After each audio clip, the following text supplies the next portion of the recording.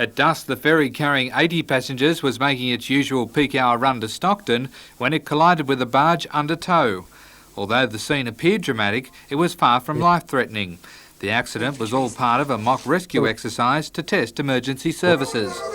The Area Disaster Coordination Committee realised the need for the Harbour exercise after a drilling rig exploded while working just inside the breakwall a number of years ago, killing 4 workers. The operation saw fire brigade, ambulance, police, SES and hospitals working as a team to treat patients and remove them from the damaged vessel. Fire Inspector Ross Levitt says the exercise highlighted the need for effective communication between the services, as well as a few problems. I shouldn't say this, but I've got to. The boat that we had to go out to do the emergency failed to start. So they were up the creek before they started, but I think in the case of an emergency, should it arise, they would be much better looked after and much more prepared.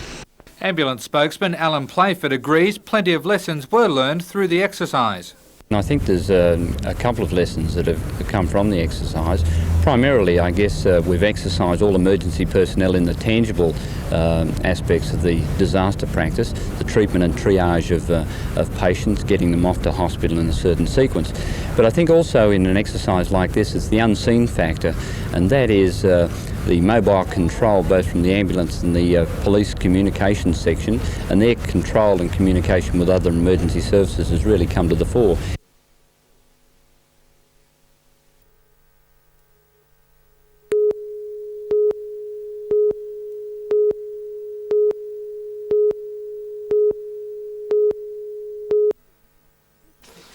Teachers at Newcastle's independent schools will stop work for 3 hours next Tuesday morning. Around 700 Hunter teachers are involved in the industrial action, prompted by an unresolved salary claim. The Independent Teachers Association says some teachers will be available to provide a minimal level of supervision during the stoppage, although no classes will be held. Individual schools are expected to make their own arrangements, with principals advising parents of the level of supervision available. Meanwhile, last-minute intervention by Education Minister Dr Terry Metherell prompted Hunter state teachers to defer a half-day strike set down for tomorrow. The government has agreed to reveal details of a proposed salary package to the Teachers Federation. As a sign of good faith, the teachers will hold off their strike action. However, if Dr Metherell's package doesn't approach the benchmark offer made to Queensland teachers, local teachers are expected to retaliate.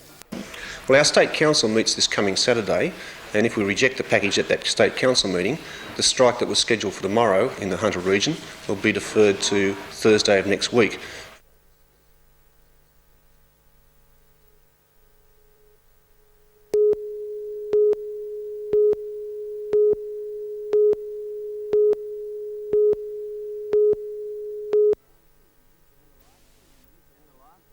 In the last 2 years, Electriswitch's 35 employees have increased their turnover by more than 30% to around $9 million, and contracts such as providing the Victorian Electricity Commission with supply distribution switch units are alone worth millions for business in the Hunter. The company says the secret of success is giving customers what they want and keeping ahead of the market. This crane control unit, for example, is sold to nearly every crane operation in Australia. From the new administration block, Electriswitch markets its products, 70% of which are sold to companies outside the Hunter. The company has won orders or supplied equipment in Saudi Arabia, Vietnam, Indonesia, Papua New Guinea and Fiji, a fact which Industrial Relations Minister Peter Morris says is not only a boon for the Hunter, but for the Australian economy as well. More and more we want to see this kind of development in our region and in Australia, because what this firm is doing is replacing imports and it's building up exports in a field where we have got that ability, and it's again regional initiative, regional success.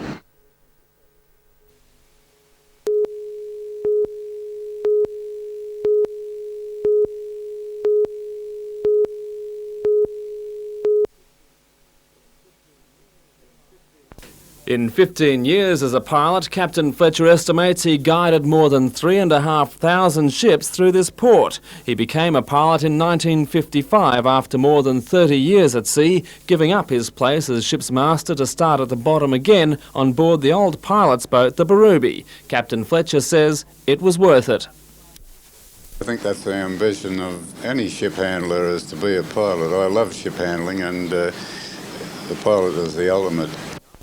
The 79-year-old captain probably knows the harbour better than anyone, and he says it once held a fearsome reputation for shipping until the 60s when it was deepened. Even then, it was still a special challenge for pilots. A low-powered ship being caught with a strong wind coming up caused a lot of worry and a lot of trouble. And sometimes the engines would break down or the steering gear would fail, and all those situations were tricky ones. But with modern ships, that doesn't happen quite so often. Captain Fletcher is proud of the many pilots who've served the port, so proud that he's compiling a history of each and every one. The captain is one of the founders and a driving force behind the Newcastle Maritime Museum, and tomorrow evening the museum's supporters will hold a presentation ceremony to salute his ongoing contribution to a port which the captain says holds a special place in his heart. It enthralls you, really. It's something particularly in the early morning when it's nice and clear and so fresh and everything. Newcastle looks such a beautiful city from a ship's bridge coming in. I always enjoyed pointing the parts of the city to the shipmasters as they come in. I was so proud of it.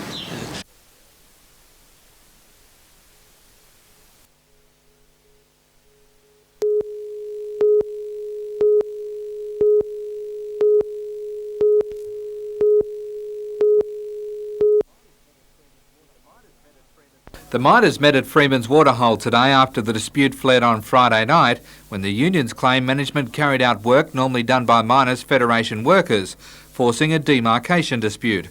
Workers then called on a 24-hour strike. When 20 workers failed to clock on yesterday, they were immediately dismissed for alleged misconduct.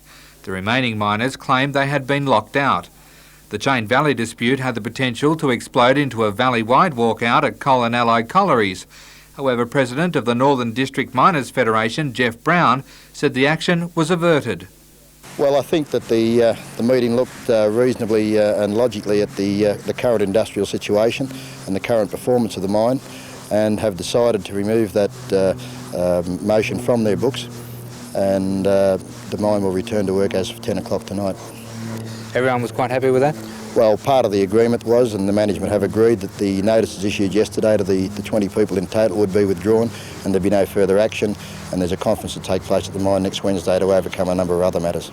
However, workers at Coal and Allied's Myuna colliery have voted to continue their 48-hour stoppage over a safety issue. The dispute is yet to be listed in the Coal Industry Tribunal and may drag on for some time. Darren Curtis for NBN News.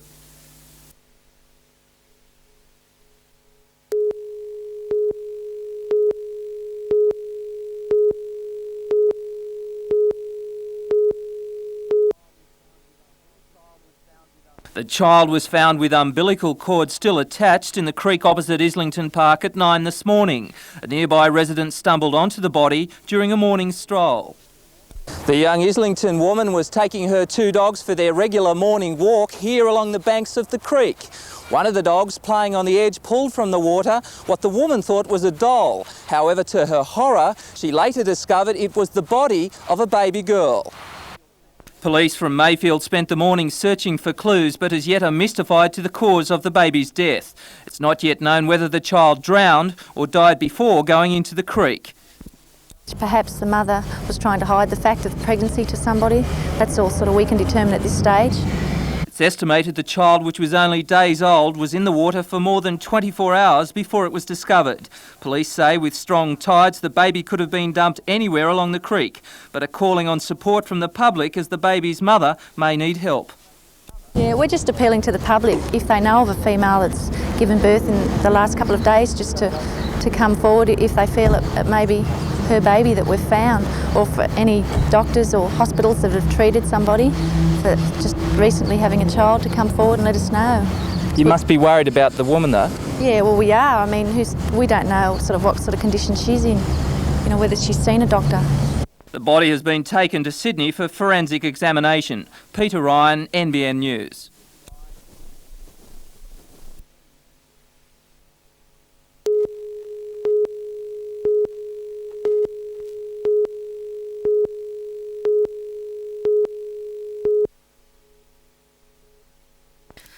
Lingard has now been formally appointed an affiliated teaching hospital of the university. Though other private hospitals in Australia hold similar roles, today's announcement means a particularly wide scope of cooperation that covers both clinical experience and the development of special services and education. Dean of the Faculty of Medicine, Professor Hamilton, said students would see first-hand a range of surgical conditions not often seen in public hospitals. But especially significant are the areas of psychiatry and fertility, both important aspects of Lingard's work.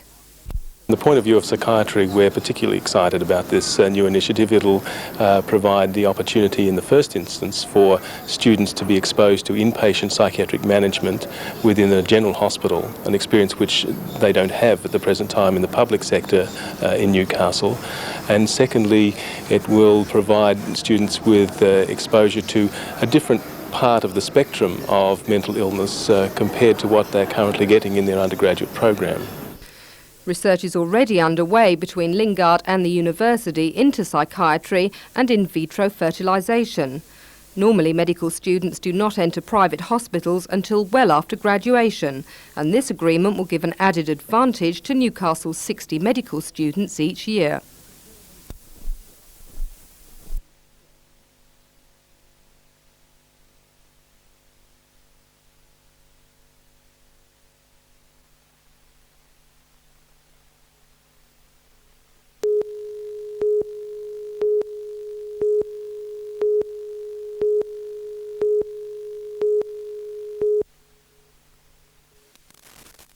It's called the Complete Business Expo, and it includes the latest in equipment, technology and services for small businesses.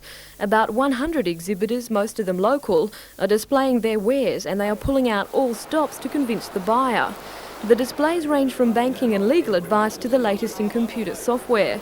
There are also cash registers, telephones, fax systems and a management training program in the Waterkin National Park.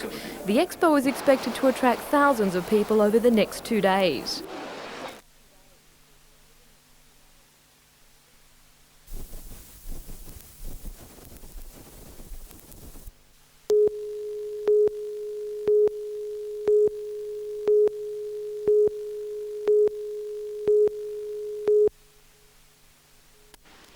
"29 finalist entries plus the winning portrait are on tour of state capitals and major regional areas. 1,000 paintings were entered in the All-Australian competition in a direct assault on the Archibald Prize, which promotes a modern approach to portrait painting.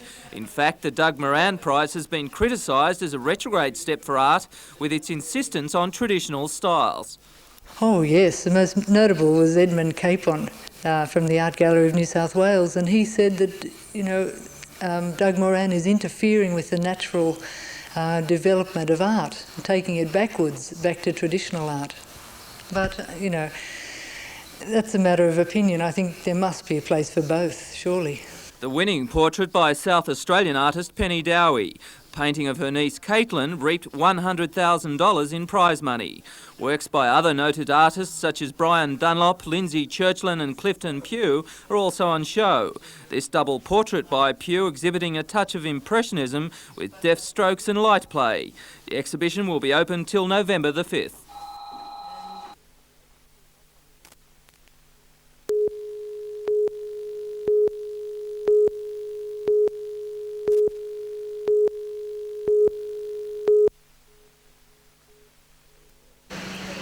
It was here at 10 to 8 last night that the party of 21 residents from the Central Coast joined the coach. Amongst that group was a party of 10 people, all on their way for their annual holiday to the Whitsundays. Advertising manager for the local newspaper Cole Ormashire had organised the trip for his family.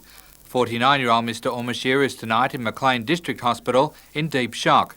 His workmates were told Mr Ormashire's wife Angela, his 20-year-old son Gavin, his girlfriend Vicky McGrath, his 17-year-old daughter Janine and her boyfriend and Mr Ormshire's brother, sister-in-law and their 15-year-old son are all dead.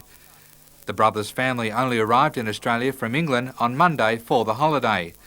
Another member travelling with the family is also believed to have been killed. The Ormshire families were on their way to Queensland to rendezvous with another family to spend a fortnight cruising the Whitsundays. Managing editor of the Central Coast Publications, Terry Webster, told me the accident was a tragic blow for what was to have been a long-awaited family reunion. Something that Colin has been looking forward to for about, a very long time. It's been planned for a long time and very important. They were going with other friends from Central Coast Publications. Our production manager is going on the holiday with Colin, and he left earlier on Monday and went up by car. They went on the trip last year where they sailed the Whitsundays. I think it was becoming an annual event. It was such a great holiday for them last year. They thoroughly enjoyed it. It's something the whole family has been looking forward to. The damage to Colin is going to be felt in this community. Meanwhile, Gosford police were inundated with calls from concerned relatives of the other 11 passengers from the area who had boarded the ill-fated coach in Gosford. Late this afternoon, police confirmed that 10 have been located in hospitals, while another one is still unaccounted for.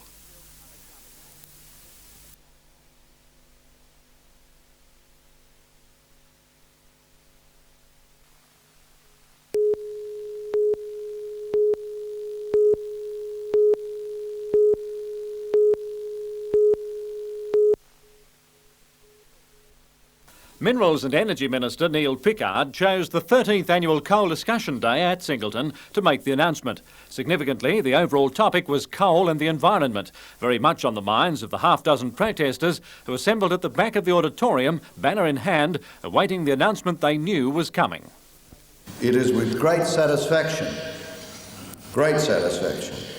that today I can announce before you the granting of the coal lease to Bloomfield Collieries to begin construction at Rixus Creek Coal Mine. They don't live in Singleton. They come from Maitland. Mason live out of Singleton. Get your facts right. What they are objecting to is the establishment of an open-cut mine only 1.5 kilometres from the Singleton Heights estate. Council first raised objection to the idea 12 years ago and eventually rejected a development application submitted last year. That led to a formal inquiry 4 months ago. Now the government has given the go-ahead with a significant additional proviso: surveillance by the community. There will be 7 steps in monitoring and on the overseeing committee, or the overall monitoring committee, there will be representation of the council and of the local residents as well. And we don't know what the circumstances that committee will be and how much power it will be, or whether it'll be a toothless tiger or not. Yeah, we've been told though that the committee would have the power to blow the whistle on the place if it wasn't happy with what was happening. And does that at all appease you? Well, it sounds very good in theory, but we'd have to see in practice what it actually means. But Mr Pickard was unrelenting in his support for the colliery. I'm very much happy with the proposal, and I believe they'll do, as they've done elsewhere, a very fine job. So when will Bloomfield get moving on it? I hope they will go in this afternoon if they want to. It's there, it's signed, it's up to them.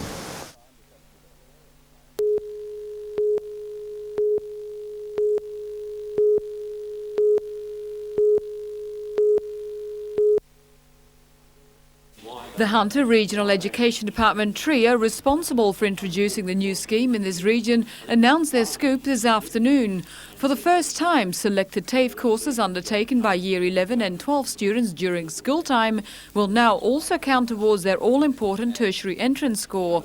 Furthermore, universities will in future accept those TAFE subjects as part of a degree, which means students will no longer waste time repeating the same subject in different institutions. And finally, the lucky students leaving school in Year 12 will carry not just the higher school certificate, but also a TAFE certificate, completing 2 major qualifications at the same time. The 19 board-approved certificates include accounts, electronics technology, small business and travel agency practices. The Hunter region has received 400 places, 1/4 of those available statewide. The accepted students will attend TAFE college without having to pay any fees and are considered to be prime employment material. It means those students have got a qualification that employers want right now.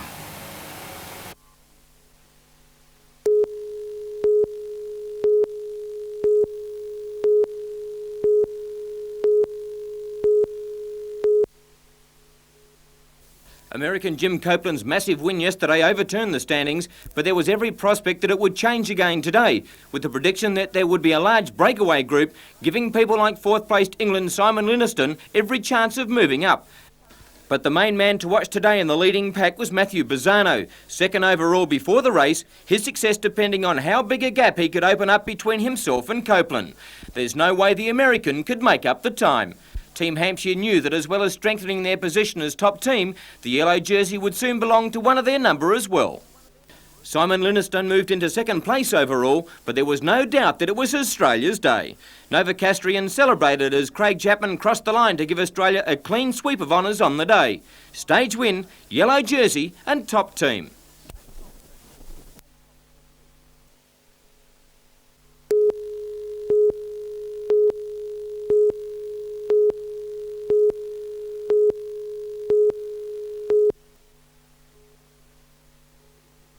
Hamilton Wickham are up against Waratah Mayfield. Lambton New Lambton will be out to continue last week's great form against City. Stockton and Merriweather clash. University and Southern Lake should be an interesting match. Charlestown have started the season well and they tackle Cardiff Bullaroo, and Belmont are playing Walls End. In City and Suburban it's week 3 and it sees Hotel Delaney meeting Heskin Finance, Cardiff Workers doing battle with Shortland Electricity, Phoenix and Elliott's clashing and Sunnyside doing battle with Tech College. Solos and sidecars make their first appearance at the Newcastle Motordrome tomorrow night, and the highlight of the solos will be the clash between Cessnock's Chris Watson and former Englishman Sean Wilmot. Watson recently completed a very successful dirt track season by winning the 250 and 500cc national titles. Sidecar action will feature the battle between Darren Trelaw and Phil McCurtain, who both have international experience.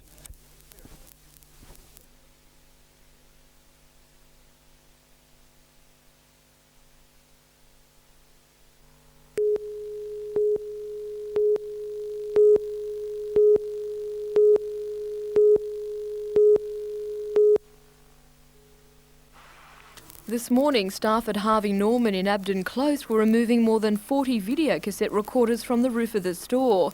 They were left behind by thieves who broke into the shop last night. Police believe the culprits used these tools to jemmy open part of the tin roof before lowering themselves into the store. The main glass display case was broken into and 19 video cameras valued at $36,000 and batteries worth $2,500 were stolen. As well as the 43 video recorders on the roof, the thieves also had another 22 recorders lined up ready to take. But police believe the thieves were disturbed before they could load the goods. They left in a hurry, leaving behind the tools and these 2 jumpers.